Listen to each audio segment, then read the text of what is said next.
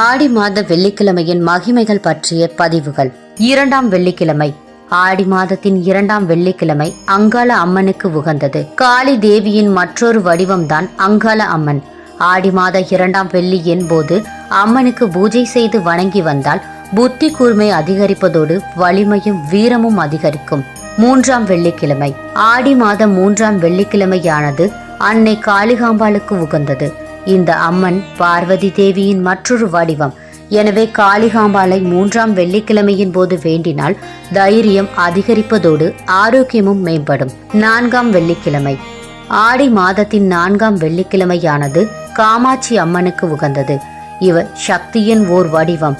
இவரை ஆடி மாதத்தின் 4ஆம் வெள்ளிக்கிழமையின் போது வழங்கினால் நம்மை சுற்றியுள்ள தீய சக்தி நீங்கும், திருமண தடை அகலும், குழந்தை பாக்கியம் கிடைக்கும், தம்பதியருக்குள் அந்யோன்யம் அதிகரிக்கும்.